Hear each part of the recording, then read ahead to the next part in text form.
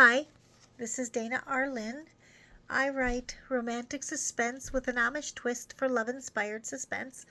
And thank you to Tony Shiloh for asking me to read an excerpt for her Wednesday excerpts. I really am grateful for this opportunity.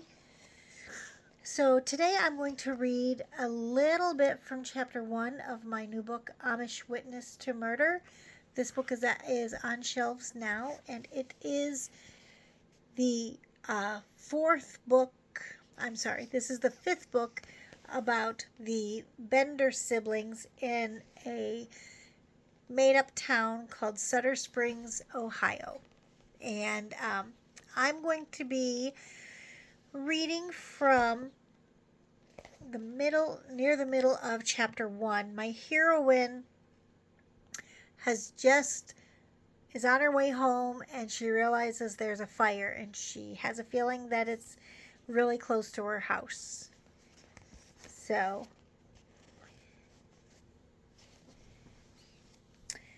finally, the horse reached the corner of her road. 2 fire trucks, several smaller emergency vehicles, and a single police cruiser lined the road. It was hard at first to tell where the fire was coming from, but Beth knew. In her gut, she knew it wasn't a neighbor's house. It was hers. She would never make it to her driveway. Too many vehicles blocked her path, not to mention all the residents emerging from their homes, mouths open in shock as they gawked. When Sharon, the young woman who lived directly across from her, met her gaze briefly and then dropped her eyes, the bottom fell out of Beth's stomach. Pulling her horse and buggy over to the side of the road, Beth leaped down, stumbling on the uneven ground. Righting herself, she ran toward her house. The horse wouldn't stray. Beth rushed forward. The gaping neighbors saw her coming and parted to make way.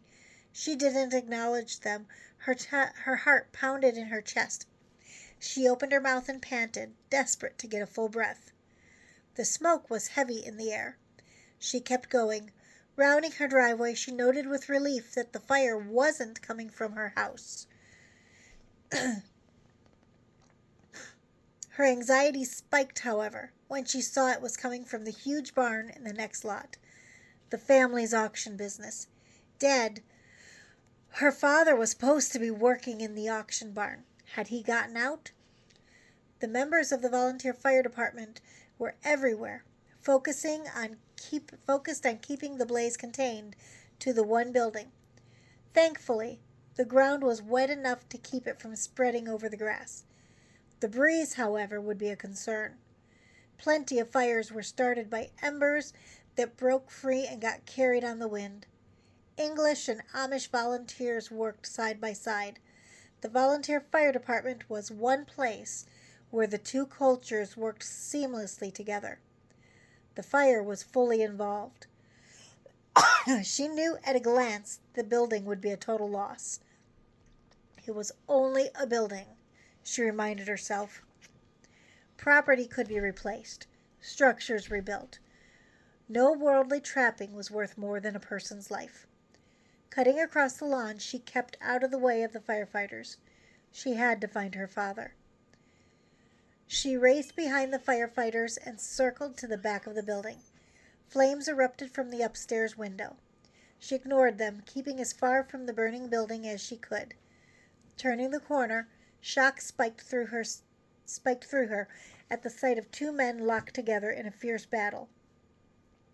She should go for help, but she couldn't leave. Her focus remained locked on the 2 figures ahead of her, wrestling. A large, bearded man she'd never seen before had her father in a chokehold. Dad was a peaceful man. He would never fight, although he struggled to free himself. Even in his struggle, he didn't strike back. He managed to wrench himself out of the man's hold. Instead of turning to confront him, Dad took several steps away, his steps staggering. He didn't move fast enough. The stranger pulled out a gun right in front of her eyes. Before she could shout a warning, he pulled the trigger. The cacophony around them camouflaged the blast.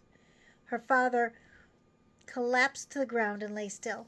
A dark stain spread on the grass under him. So that is in Chapter 1 of Amish Witness to Murder. Thank you for listening, and I hope you enjoyed it.